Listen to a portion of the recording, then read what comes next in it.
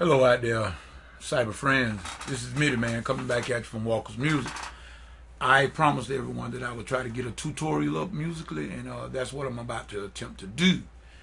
I just seen a lot of things lately, being posted about, the scale degrees and the chords and the people calling them, the nomenclature. Some things are out of context.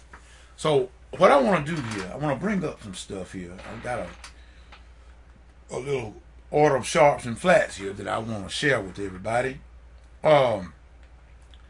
We know, and I'm going to get right into it, and like I said, if anybody got any questions, they can email me at batmat@hotmail.com, and I will try to go a little further with it.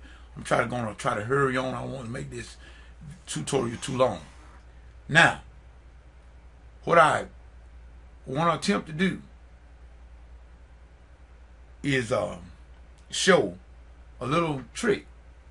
Not really a trick. Some of you may already know this. But if you look at the order sharps and flats here, let's start with the sharp. You got F sharp, that's denote the key of G. 2 sharp, that denotes the key of D. 3 sharp, that denotes the key of A. Now I want to show you something that might shed a little light on this thing.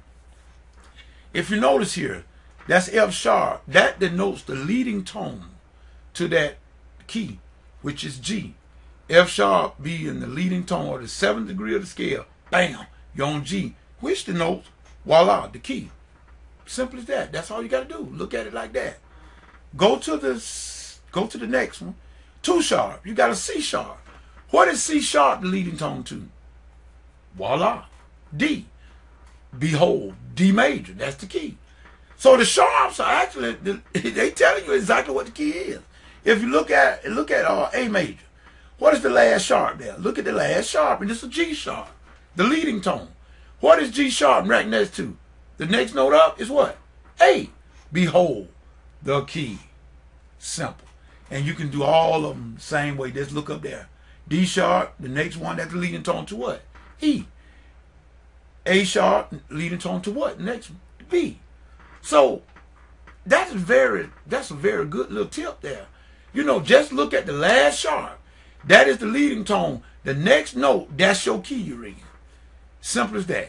And if you look at the order of flats, it's another way that you can look at it. It's not as straight cut as that order sharp. But I want you to look at something. The order of flats is simple as this. If you got one flat, which is B flat, that is the 4th degree up from whatever the root note is, which in this case, we know that one flat is an F, is the key of F major when you got one flat. The F being a 4th below that B flat. This is how you denote each order of flat. So if you look at the second one, what is the last flat you got there? E flat. E flat, go a 4th below E flat. What you got? B flat. That's your key. 2 flats, B flat.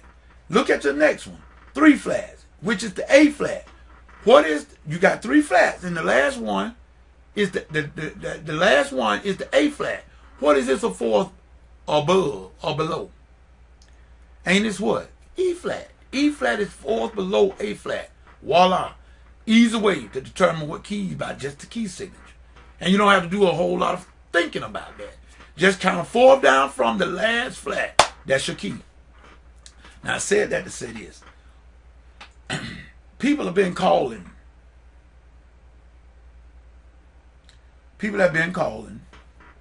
chords. Like, for instance, I heard someone call this chord here, which is an E major chord. But they'll call that note there A flat. You can't do that and be theoretically correct. If you call, the way you build chords, you build them by thirds. So an E chord got to be what? Some type of E, some type of G, some type of B, because they're thirds apart. So an E minor chord will be E, G natural, B. But the E major will still be E. It still will be a G, but it'll be a G sharp and a B. Lo and behold, you still got a third. E, G sharp, B. But to call that A flat It will still be the E major chord, but it won't be theoretically correct. This is what we say. Nomenclature in harmonics come in. That G sharp is A flat, E flat, G sharp. In harmonic, same pitch. But to be theoretically correct when you start building chords and things, you build them on thirds. It has to be some type of E, some type of G, and some type of B. Either it'll be E, G natural, B, E minor, or it'll be E, G sharp, B, and B, E major. But it cannot be called E, A flat, B. That would be theoretically incorrect, the way you spell it, because that would be some type of fourth. Either A is a fourth, not a third. And you build chords with thirds, not fourths. Quote unquote. Now there's an exception to the rule, but just bear with me on that. The build chords by thirds. I know you got something called fourths and polychords. You got all that. You got movement where you go by fourths, quarter chords, quarter. But we're not talking about that now. We're talking about this, the basic way that you build a triad with the root, third, and fifth, all thirds. And this is how you come about with that. So I'm going to stop right there.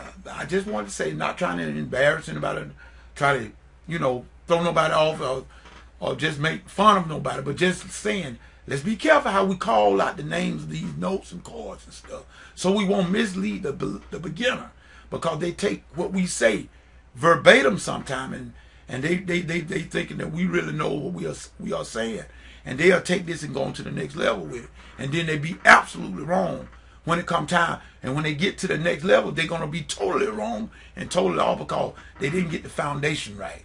Let's build a good foundation, therefore the building will stand. Hey, this is Midiman saying peace. Goodbye.